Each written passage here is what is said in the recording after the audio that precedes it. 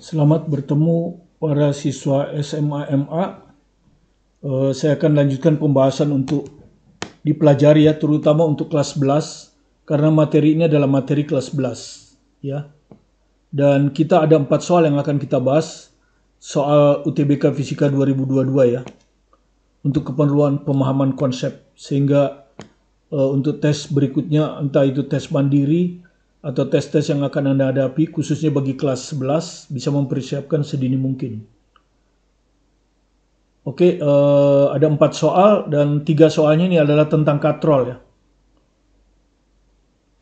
Soal ini akan dibahas di 2 soal. Yang pertama kalau dia seimbang, kedua kalau dia tidak seimbang.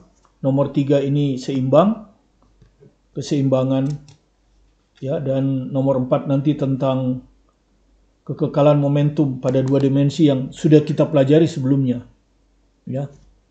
Oke, saya akan membahas soal yang pertama dulu.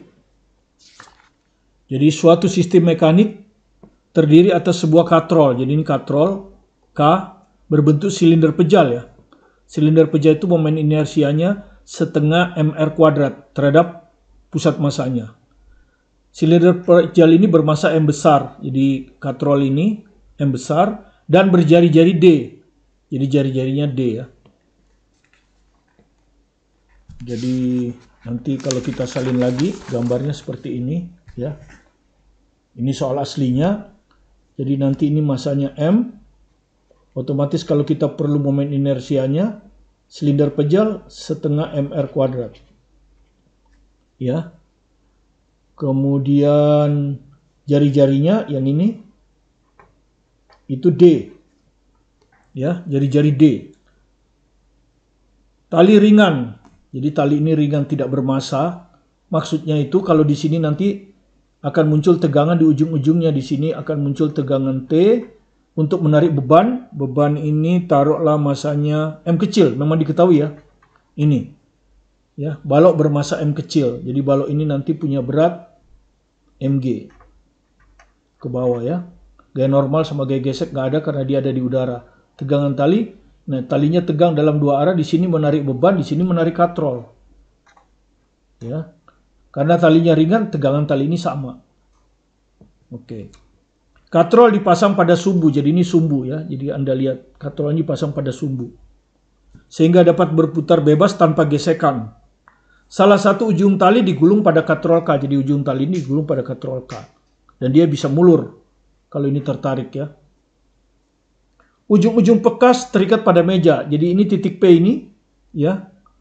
Ini ada di katrol, diikat oleh pegas ke meja sehingga katrolnya tertahan oleh pegas. Ini meja ini ya. Jadi ini meja. Dan titik P pada sisi katrol yang berjarak B. Jadi ini titik P berjarak B dari poros. Ya, kira-kira seperti itu soalnya. Kemudian pertanyaannya, ini pertanyaan pertama dulu ya. Sorry, pertanyaan pertama bukan ini. Ya, jadi pertanyaan pertama yang ini. Ya. Dalam keadaan setimbang. Jadi sistemnya itu masih setimbang. Ya. Setimbang artinya beban ini tidak bergerak naik turun. Ya, jadi sistemnya seimbang. Gaya yang dialami oleh meja. Jadi yang ditanya gaya yang dialami oleh meja ini. Karena tarikan pegas. Jadi Anda perhatikan di sini ada pegas ya. Pegas ini juga akan menarik meja ke atas ya. Jadi pegas akan menarik meja ke atas. Pegas menarik meja ke atas. Ya, jadi gaya yang bekerja pada meja itu ke atas, ya. Jadi di sini akan ditarik oleh pegas itu ke atas, ya ini. Nah, ini F pegas ini. Nah, pegas kan punya dua ujung, jadi dia seperti tali. Kalau di sini FP, di sini juga FP. Jadi gaya pegas di sini menarik katrol. Perhatikan gaya pegas di sini menarik katrol. Kalau ini min, kalau kita definisikan arah ke atas plus, ini min. Di sini yang ditanya itu yang ini. Ya, arahnya ke atas. Jadi plus. Makanya ini kita tidak jawab ya. Min ini kan kita asumsikan ke bawah, kalau perjanjiannya nggak ada kita asumsikan ke bawah. Ya, jadi B dan D ini pasti salah. Karena yang ditanya gaya yang ini ya. Tapi besar gaya ini dengan besar gaya ini sama. Jadi kita akan ngitung besarnya dari sini. Ya, besar akan kita hitung dari sini. Itu ngitung besar. Tapi arahnya jelas sudah digambar ke atas. Jadi plus. Jadi kalau ada yang tanya ke saya waktu itu plus atau min, ya ini. Kalau tidak ada kata-kata perjanjian kita arah ke atas plus. Ya, arah ke bawah min. Oke, tapi besarnya kita hitung dari sini. Kalau dia seimbang berarti katrol ini tidak berotasi kan? Ya, dan katrolnya tidak berotasi kalau dia bilang dalam keadaan seimbang kan? Tidak berotasi dan juga tidak pindah tempat katrolnya. Nah, kita akan kerjakan dari sigma torsi terhadap S sama dengan 0. Nah, ini poros. Anda lihat ada dua gaya yang menarik poros dan punya lengan. Ya, kalau gaya berat tidak. Di sini ada gaya berat. Jadi di sini ada gaya berat katrol ya. Nah, di sini ada gaya berat katrol. Ya, tapi kan dia melalui poros, tidak ada rotasi. Demikian juga di sini. Ya. Kalau ini ditancap pasti di sini akan menekan meja ke bawah, meja akan memberi gaya normal. Tapi sekali lagi gaya normal ini juga melalui poros. Jadi gaya normal dari meja tidak perlu, gaya berat katrol juga nggak perlu, ya. Itu sebetulnya alasannya ya. Jadi jangan Anda kira gayanya cuma dua ini, enggak, lebih dari dua, ya. Cuma gaya yang menghasilkan momen itu hanya cuma ada gaya dua, satu FP. FP ini akan mutar poros dari ujung ke sana. Searah jarum jam, anggap aja min. Jadi min FP kali lengan momennya. Ya, dari poros tarik tegak lurus gaya B. Nah, dia akan diimbangi oleh ini karena itu dia tidak berputar. Nah, diimbangi oleh T berlawanan arah jarum jam plus T kali lengannya. Ya, dari poros tarik tegak lurus. Ya, poros S ini gayanya. Jadi lengan momennya D ya. Sama dengan 0. Ya, yang ditanya itu FP besarnya ya. Ini kita pindahin ke sana plus. Jadi FP akan sama dengan T kali D per B. Nah, kalau Anda lihat B dan D diketahui. T tidak. Nah, T itu dihitung dari keseimbangan. Ini beban. Beban ini tidak bergerak naik turun. Anda sudah tahu kalau tidak bergerak naik turun, pasti gaya ke atas sama dengan gaya ke bawah. Jadi dari sini T itu sama dengan mg. Nah, ini disubstitusi ke sini. Jadi mg D per B. Nah, positif ya karena ke atas. Di sini menarik mejanya ke atas. Jadi Anda akan jawab MGD per B. MGD per B. Jadi jawabannya A. Perhatikan pertanyaannya. Dalam kasus ini gaya yang dialami oleh meja. Jadi gaya yang ini. Ya, yang ini. Bukan yang ini. Kalau yang ini dengan ini besarnya sama, tapi arahnya berbeda. Dan juga bukan karena aksi reaksi. Ya, tapi karena di sini dianggap pegas beratnya nggak ada. Kalau nggak ada kan berarti ini sama aja dengan tali. Gaya tegangannya akan sama. Oke, jawabannya A. Nomor yang kedua, sama dengan nomor 1 sampai kalimat ini. Sama. Cuman sekarang sistemnya tidak seimbang. Di sini dibilang, karena suatu sebab pengait antara pegas dan katrol lepas. Jadi di sini ini ada pengait ini kan, P ini pengait. Lepas dia. Ya. Jadi ini lepas. Artinya apa kalau lepas? Ini anggap aja nggak ada. Sudah lepas. Sehingga akibatnya apa? Rotasi hanya disebabkan oleh T. Dan Anda sudah tahu tadi T itu mg. Ya. Jadi rotasi hanya disebabkan oleh ini. T ini. Akibatnya apa? Katrol akan berotasi terhadap poros S. Ya, arah rotasinya seperti ini. Ya. Arah rotasinya akan seperti ini. Dan kemudian karena dia berotasi seperti ini, di sini akan timbul A tangensial, ya, A tangensial. Ya, A tangensial. A tangensial ini sama juga dengan dia akan menyebabkan ini bergerak ke bawah, ya. Balok ini akan bergerak dengan percepatan A sama dengan A tangensial. Kemudian Anda sudah tahu, kita anggap aja di sini katrol tidak tergelincir, ya. Katrol tidak tergelincir. Nah, kalau katrol tidak tergelincir, Anda sudah tahu kalau katrolnya diam, maka AT itu akan sama dengan jarak ke poros. Ya, jarak ke poros ini adalah D. Ya, jarak ke poros kali alfa. Itu rumus A tangensial kalau dia tidak tergelincir. Artinya talinya itu turunnya mulus, jadi nggak sembarangan gitu ya. Jadi D kali alfa. D diketahui. Nah, alfa ini adalah percepatan sudut. Nah, ini dihitung dari sigma torsi. Sama dengan I kali alfa. Torsinya terhadap apa? Terhadap S. Nah, seperti tadi kita sudah tahu bahwa momen inersia adalah setengah mr kuadrat. Ya, ini tadi. Momen inersia itu setengah mr kuadrat. M itu massa katrol ya. R-nya ini D. Ya, jari-jari katrol. Jadi jari-jari itu D ini sama dengan jari-jari. Jadi setengah mr kuadrat kali alfa. Nah, alfa ini bisa kita rubah menjadi A tangensial per D kan gitu. Kemudian jari-jarinya D, jadi ini bisa kita rubah D kuadrat gini. Nah, inilah sigma torsi itu.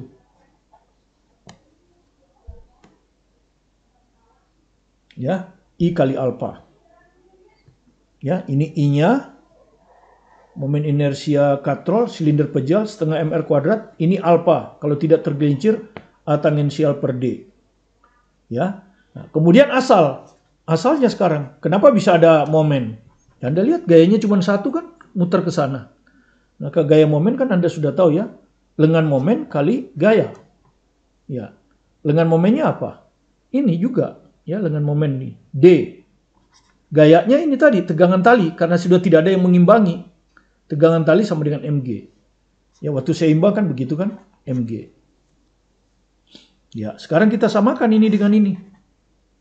Ya, ini adalah rumusnya, hukum 2 Newton, I kali alfa, ini adalah asalnya. Disamakan. Jadi Anda akan dapat setengah massa katrol D kuadrat dengan D hilang ya, 1. dA tangensial akan sama dengan dmg. Nah, D-nya juga bisa hilang. Ya, dari sini Anda dapat A tangensial berapa? Mg kan di sini ya, 2mg per m. 2mg per m. M ini massa beban, yang ini M ini massa katrol. Nah, sekarang apa yang terjadi? Benda ini kan tadinya kecepatan awalnya 0. Karena diberi percepatan, maka GLBB, kecepatannya waktu T akan sama dengan kecepatan awal yang kita anggap diam. Mula-mula diam kan gitu kan, seimbang. Ditambah AT. Nah, A-nya itu ini, ke bawah ya. Anggap aja positif karena dia tidak pernah bergerak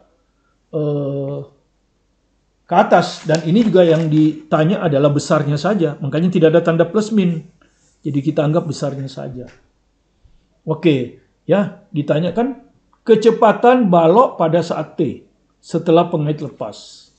Ya, jadi ini kecepatan awalnya 0, percepatannya ini 2 mg per m kali T. Ya, ini jawabnya. 2 mg, sorry. Ya, betul. Ya, 2 mg per m, 2 mg per mt. Jadi jawabannya C. Ya. 2 mg T per B. Kita ke soal yang nomor 3, masih katrol dan seimbang juga. Soal UTBK Fisika 2022 ya. Perhatikan gambar berikut. Nah, ini ada gambar diketahui. Sebuah balok bermassa 10 kilo. Jadi ini nih, balok ini. Ini tuh massanya 10 kilo. Anggap aja M kecil ya. Digantungkan pada katrol seperti gambar digantung. Ini katrol tetap ya, nggak bisa bergerak. Jika roda satu licin itu maksudnya tidak ada gesekan sehingga tegangan tali di sini sama dengan tegangan tali di sini. Asalkan massa tali diabaikan. Dan kalau tidak ada keterangan kan kita selalu menganggap massa tali diabaikan, ya. Sehingga kalau di sini nanti ada tegangan tali, ya toh, ujung di sini, kalau ini menarik beban, ini akan menarik katrol.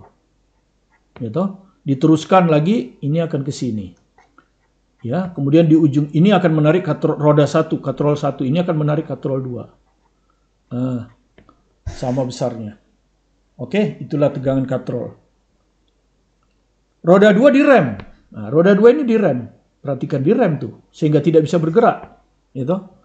Serta sistem dalam keadaan seimbang ya, direm seimbang.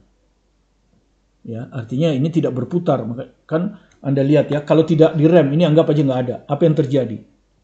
Ini ada tegangan tali ke sini, ya. Sementara di sini itu adalah pusatnya, ya. Pusatnya ini, pusat roda 2. Memang ada gaya MG, tapi MG kan menarik ke bawah. Massa katrol nih ya, M2G. Kebetulan di sini massa katrolnya diketahui itu 10 ya. Jika M2 10, gravitasi ini, jadi ini 100 ini, 100 Newton. Ya. Tapi ini tidak menyebabkan putaran. Ya toh? Nah. Karena dia tidak punya lengan terhadap R2. Tegangan tali enggak, dia punya lengan. Lengannya yang ini kan.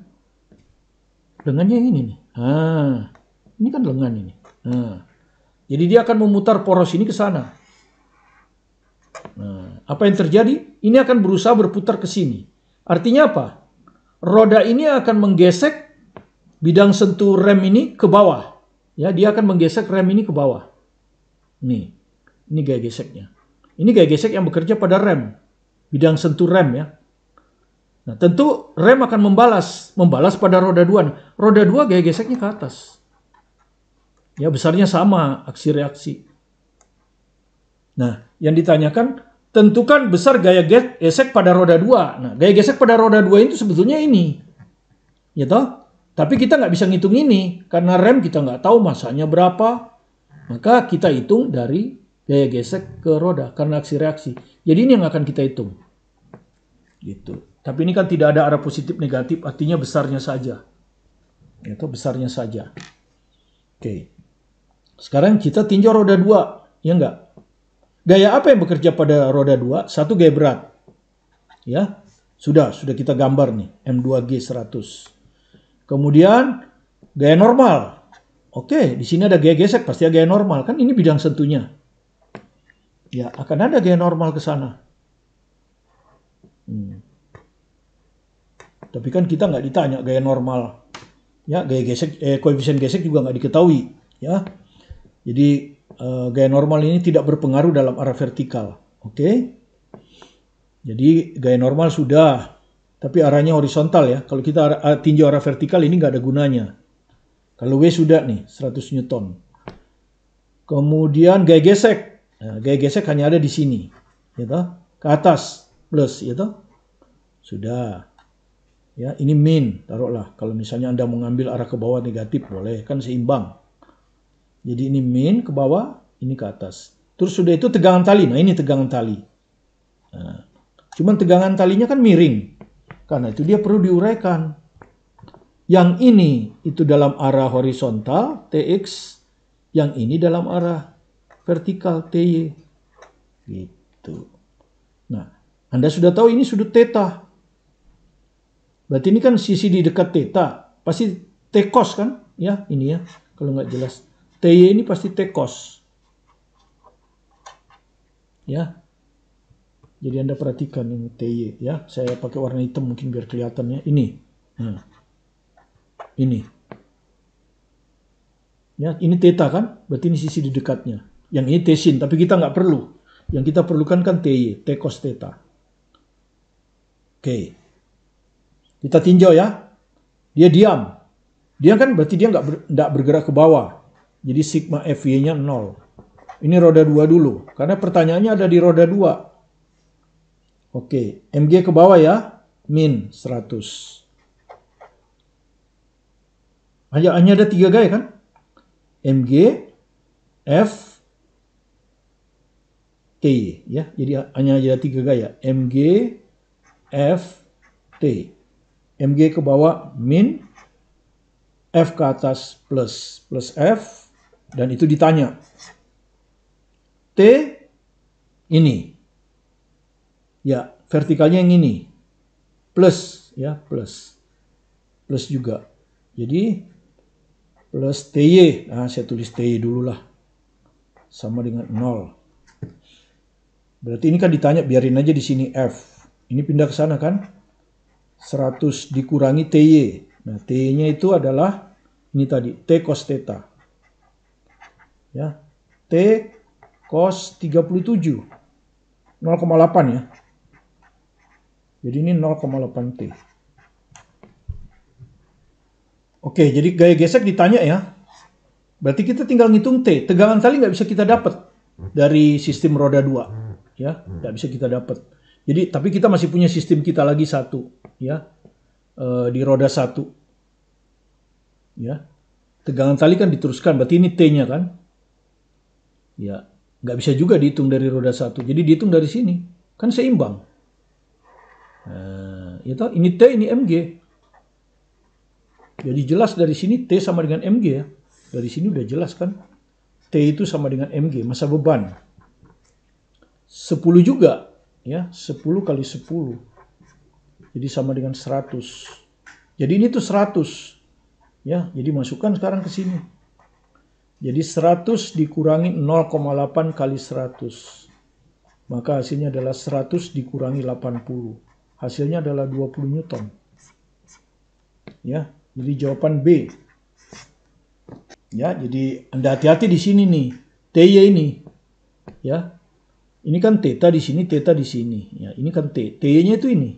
Nah, ini kan di dekat, di samping. Jadi T cos ya, bukan T sin. Kalau Anda salah T sin, sinus 37 itu 0,6 ya. Maka Anda akan jawab 40. Dan 40 ada. Ya, kalau nggak ada Anda masih berpikir ya. Tapi kenyataannya 40 Newton ini ada. Ya. Jadi hati-hati yang ngitung cos dan sin itu. Oke, saya rasa 3 soal aja cukup ya, supaya tidak terlalu ini. Nanti soal berikutnya kita masuk ke part 4. Terima kasih Anda telah bergabung bersama kami, menyaksikan video pembelajaran kami. Semoga bisa membantu Anda, dan jika Anda merasa terbantu silakan di-subscribe, supaya Anda bisa terus mengikuti video-video terbaru kami, agar Anda paham konsep fisika dengan baik, sehingga pada saat Anda testing, Anda tidak mengalami kesulitan, karena di testing itu kita tidak tahu soalnya seperti apa. Ya, jika Anda memerlukan buku latihan, silakan. Buku saya itu ada per kelas 10, 11, 12, judulnya Penuntun Belajar Fisika, dan nanti juga untuk kurikulum Merdeka akan ada buku pelajarannya, ya, sebelum terbit. Semoga akan cepat terbit nanti. Terima kasih sekali lagi. Fokus pada tujuan Anda, sukses bersama Anda, bersama saya, Martin Kanginan. Terima kasih.